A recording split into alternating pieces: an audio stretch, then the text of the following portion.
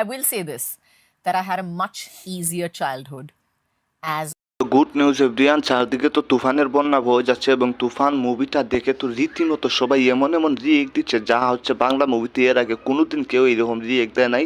সবাই একদম পাগল হয়ে গেছে, উতলা পাতলা হয়ে গেছে বলতে পারেন, যে শাকিব খানের এই তুফান মুভিটা দেখার জন্য বা তুফান মুভিটা দেখার পর থেকে। সো এখন চারদিকে কিন্তু একটা গুঞ্জনই দেখা যাচ্ছে যে তুফান 2 এবং তুফান 2 নায়িকা কে হবে সেটা আপনাদেরকে জানাবো।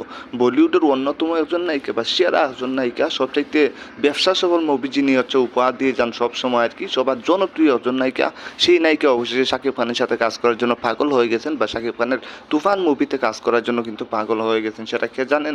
আপনারা আমার সবার প্রিয় বা পরিচিত, সেটা হচ্ছে কাজল। a star kid than my daughter or my son has. সেই কাজল অবশেষে শাকিব খানের তুফান মুভিতে কাজ করার জন্য কিন্তু রীতিমতো একদম কি বলবো যে হতবাক হয়ে গেছেন, যে বারবার কিন্তু মিডিয়ার সামনে বলছেন যে আমি শাকিব খানের সাথে কাজ করব এবং শাকিব খানের তুফান মুভি ট্যুর যেটা আসবে সেটা নায়িকা হিসাবে কিন্তু আমি থাকবো।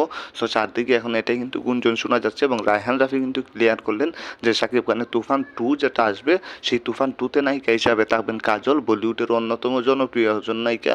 এবং কাজল বলেন যে আমি শাকিব খানের সাথে তারা আগেই কাজ করতে চাইছিলাম, কিন্তু কোনো একটা কারণে কাজ করতে পারি নাই, কিন্তু শাকিব খানের এত জনপ্রিয়তা এত ভালোবাসা দেখে এখন আর থাকতে পারলাম না, তাই আমি শাকিব খানের তুফান 2 যেটা আসবে সেই 2তে আমি হচ্ছে কাজ করব। এবং শাকিবের সাথে আমার ফোনে আলাপ হয়েছে, শাকিব খানও রাজি, আমি তার সাথে কাজ করব।